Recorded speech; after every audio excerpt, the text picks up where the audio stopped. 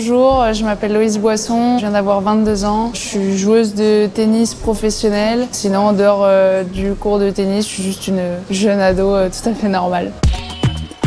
Je regardais Rafael Nadal beaucoup, surtout toutes les années qu'il a joué à Roland où il a gagné à chaque fois. Voilà, j'ai vraiment beaucoup regardé, donc vraiment mon inspiration c'est vraiment Rafa. Ouais. J'ai démarré par le basket, ça n'a pas duré très longtemps. J'ai vite switché direct sur le tennis. Vers l'âge de 8 ans, j'ai fait un stage en vacances comme ça, un peu vraiment par hasard. J'ai direct vraiment aimé et 2 semaines après j'étais inscrite dans un club. Ça varie vachement en fonction des semaines, toutes les semaines ne sont pas pareilles. Je dirais qu'il y a entre 2 et 3 heures de tennis sur des semaines d'entraînement pur, pas en tournoi. Je dirais que c'est en tout, on est sur du 6 heures d'entraînement et plus les soins par jour. Ouais, je suis du coup suivie par une nutritionniste. C'est plus qu'est-ce qu'il faut manger au bon moment. Par rapport à moi, c'est plutôt de manger assez et de pas être en manque. Donc j'ai pas de régime strict, mais c'est juste voilà de bien manger, équilibré. Et après ouais, cheat meal, j'aime quasiment tout. Je dirais pizza ou burger, les deux j'aime vraiment bien. J'ai eu déjà beaucoup de blessures, fractures, de fatigue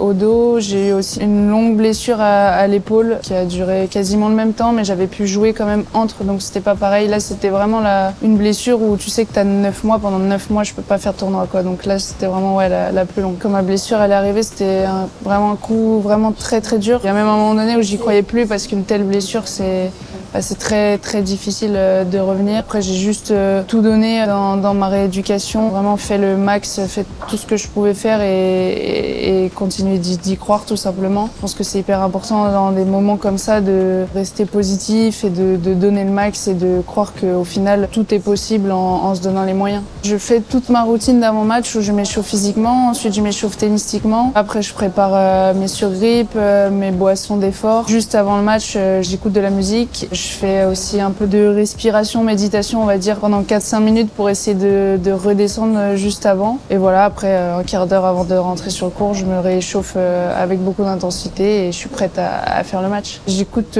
pas mal de choses différentes, ça varie vraiment en fonction du mood, on va dire, des semaines et tout, mais comme j'ai dit, The Weeknd, Keisha, plein d'artistes qui n'ont vraiment rien à voir. Ça dépend aussi vachement des semaines parce qu'il y a des semaines où en fait on enchaîne direct avec un tournoi la semaine suivante, donc on peut vraiment rien faire du tout. Et il y a des semaines aussi où on a du temps un peu entre et voilà, là on prend le temps de profiter un peu plus, d'être avec ses amis, sa famille. J'essaie vraiment de faire tout le temps la même routine à chaque fois, que ce soit défaite ou victoire. Je vais faire mon vélo, mon bain froid, ça changera pas que ce soit une victoire ou une défaite. Forcément voilà, après une défaite j'ai besoin aussi d'un peu de temps, on va dire, où je suis un peu plus toute seule, mais la routine elle change pas, on oublie vite et on passe au suivant quoi. De continuer, d'être en forme et d'être bien physiquement et de pouvoir continuer à enchaîner les tournois, les matchs et d'aller le plus loin possible de mon potentiel.